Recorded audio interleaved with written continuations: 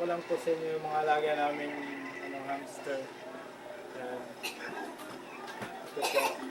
Si Willie, Joy, Liit. Bali marami po sila. Yan po mga tulog. Yan. Mga tulog po. Yan. Ito pa. Ito po yung pinaka-cute. Yan. Ito pa. Oh, sarap ng tulog. Yan. Ito yung nanay nila mga idol.